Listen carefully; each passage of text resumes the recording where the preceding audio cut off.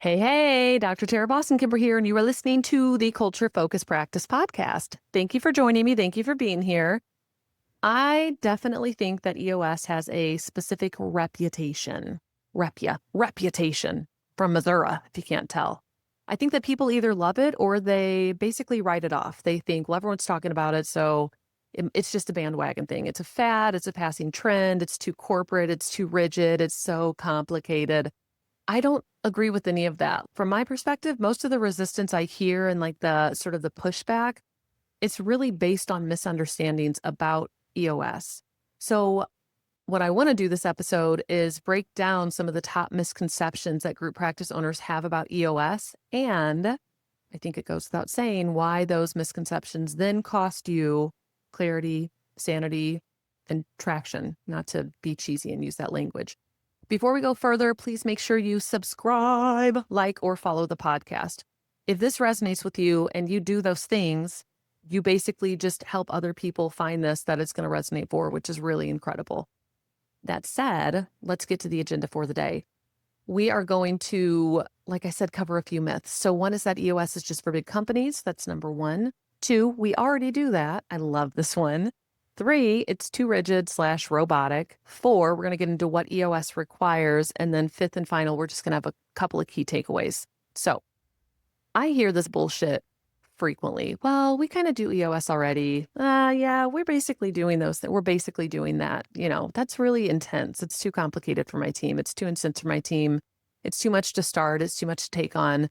I mean, honestly, that's all fine. Like, especially we already kind of do that. We're doing that already.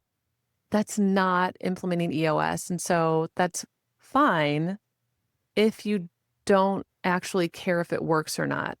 So if you are not implementing it in the way that it's intended and you're not sort of living it out with the spirit of EOS, it's probably not going to work as well for you compared to somebody who's attempting to embody and is really digging into the structure and trying to make this system work for them.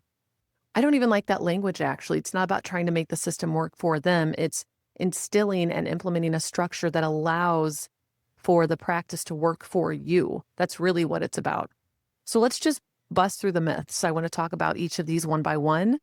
Myth number one, EOS is just for big companies. No, the fuck it's not. It's absolutely not just for big companies. You could read that directly from the book Traction if you wanted to. There's a limit on the size. I think he says up to a 250 employee company, which maybe you could even evolve it from there if you wanted to. But you could make it work for a 3-person company. Like, it doesn't need to be this big, gigantic thing. It is not just for big companies. I would argue that structure even matters more when you're small, because there are so many things that are reliant on so few people. When you don't have structure, you end up running around like a flock of chickens. You stop and you like bark, bark, and then you take off. That's exhausting. You're literally going to run yourself ragged. That's what's going to happen is you're going to be exhausted and shit's not going to get done because you just keep running from place to place to place to place to place.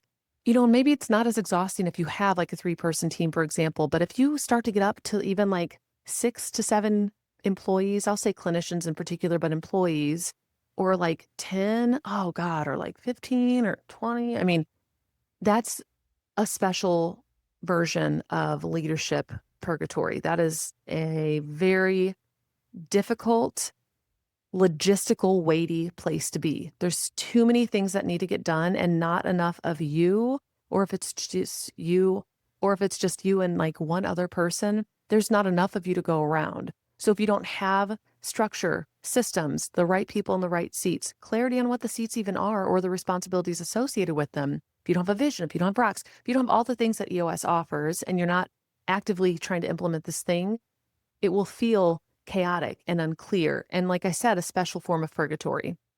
Myth number 2, we already do that. We do something like that. We kind of do that. No, you don't. I can't even. If you're telling me, well, we already do that. We read the book one time and we implemented L10 meetings. So we're basically doing EOS. That makes me almost choke up on the inside a little, like my body kind of seizes up, like that is just not what it's about. Lip service to something, saying we do something, is not equivalent to actual implementation or actual integration. These things are very different.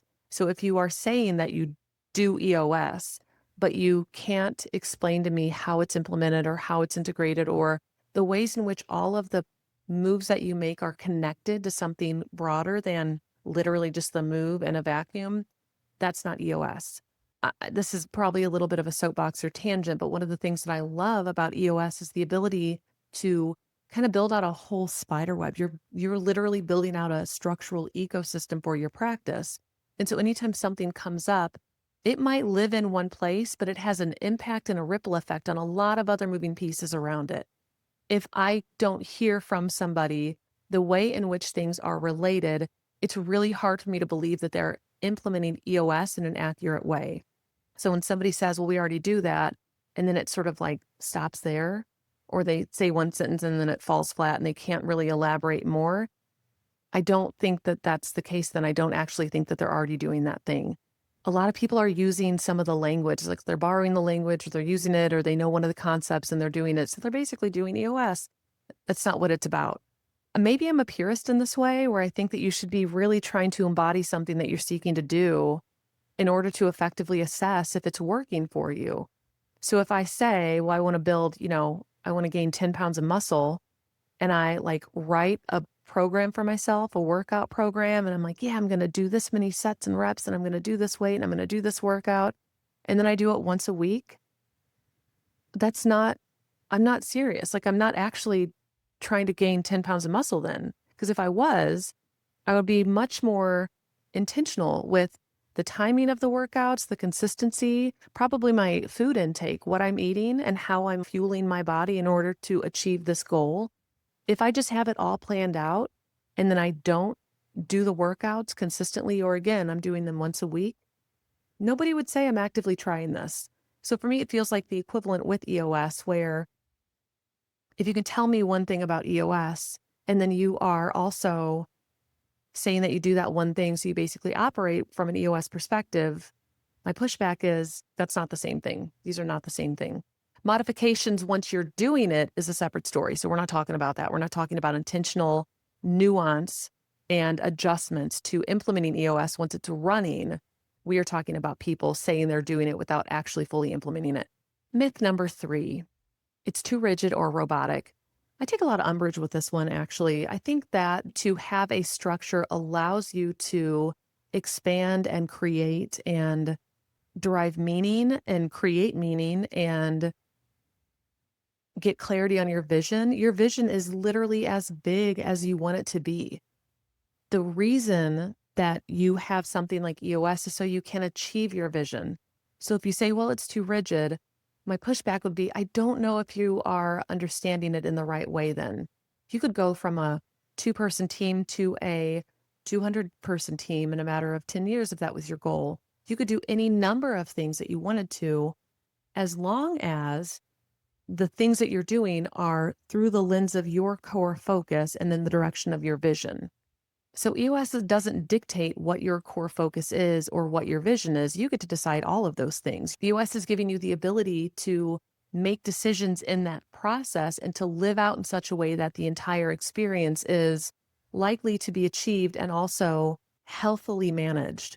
That's what it does. It's not about rigidity. It's not the soul of what you're doing. It's just the skeleton. It allows your arm to move without, skin flopping everywhere. And it flexes to your culture. You are not allowing something like EOS or another person to dictate what your values are or what your culture is.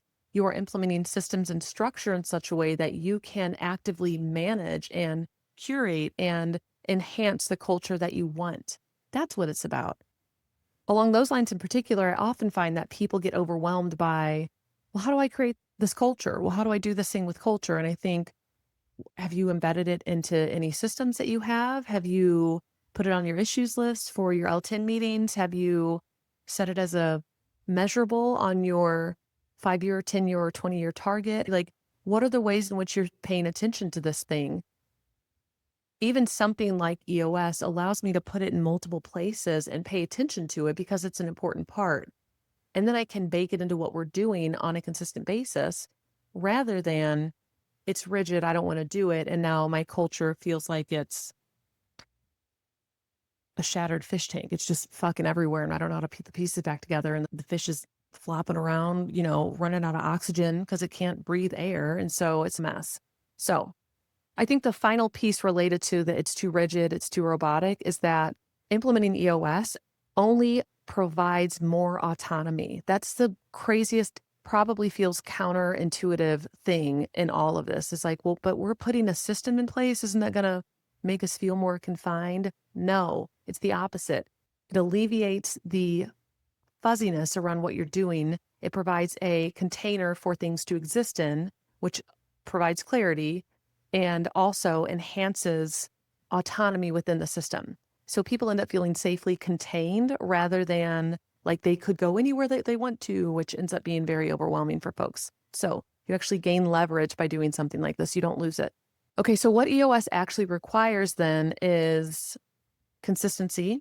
And I don't mean you need to spend 10 hours every single week. That's not what it is. It means consistency like filling out your scorecard, getting your to-do list items done that are related to issues from the previous week's meeting, focusing on your quarterly rock, meeting for L10 meetings every single week on a consistent basis and rhythm, doing reviews, doing quarterly conversations. It's about just doing some things consistently. Again, not things that are going to take up 20 hours of your week, but intentional pieces of this on a weekly basis, on a consistent basis, which really is what is going to start getting you traction. That's a huge piece. The second thing that EOS actually requires is feedback.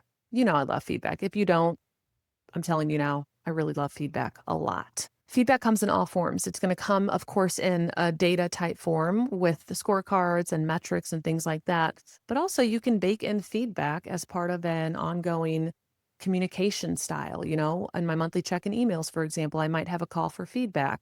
We have feedback on our intra-office website. I ask people, what do you think about this? Here's something we're thinking about doing. What feedback do you have? What pushback do you have?